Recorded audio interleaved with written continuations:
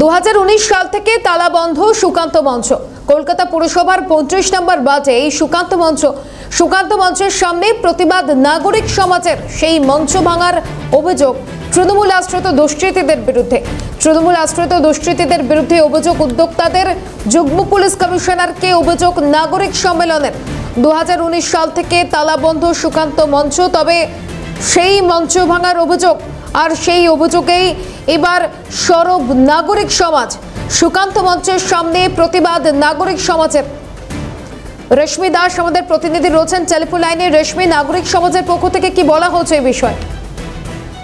বেলেঘাটা অঞ্চলে 35 নম্বর ওয়ার্ড কলকাতা পৌর সংস্থার অবস্থিত সুকান্ত মঞ্চ, সেখানকার নাগরিক সমাজের অভিযোগ যে এই সুকান্ত মঞ্চ দীর্ঘ প্রায় 6 বছরের ওপরে সময় ধরে বন্ধ রয়েছে। 2019 সাল থেকে বন্ধ রয়েছে।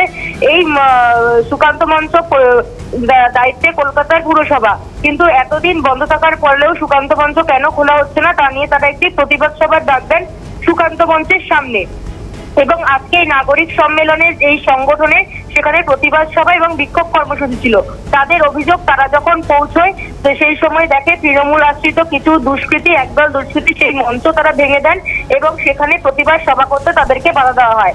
এবং এই নিয়ে তারা সিপির কাছে একটি মেল করেছেন এবং অভিযোগ জানিয়েছেন। এবং নাগরিক সম্মেলন যারা সদস্য তাদের অভিযোগ যে তৃণমূল আশ্রিত দুষ্কৃতীদের তারা কোনো রকম অভিসন্ধি রয়েছে, তাদের খারাপ অভিসন্ধি।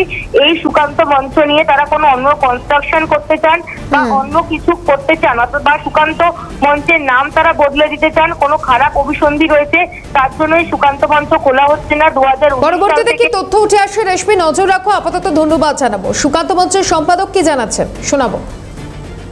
হয় প্রায় 100 ছেলে তারা ঘিরে ধরে এবং স্টেজকে ভেঙে গুড়িয়ে দেয়।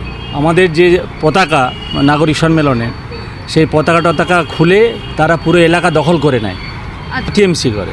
আমরা ভাঙার পরে আমরা যখন গেছি এটা ছবি তুলতে, তাদের মোবাইল কেড়ে নেওয়া হয়েছে। সারা কলকাতা জেলা জুড়ে এটা প্রোগ্রাম, যারা ওখানে নেমেছে তাদেরকে গালিগালাজ করা হয়েছে।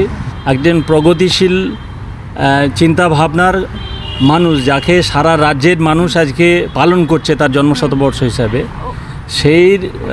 তাকে অবলম্বন করে সুকান্ত মঞ্চের যে বিক্ষোভ সমাবেশ তাকে বাধা দেওয়ার চেষ্টা হয়েছে। এবং নিশ্চয়ই আমাদের মনে হয় যে এখানে ওই হলেতে অন্য কোনো পরিকল্পনা আছে বলে আমরা মনে করি।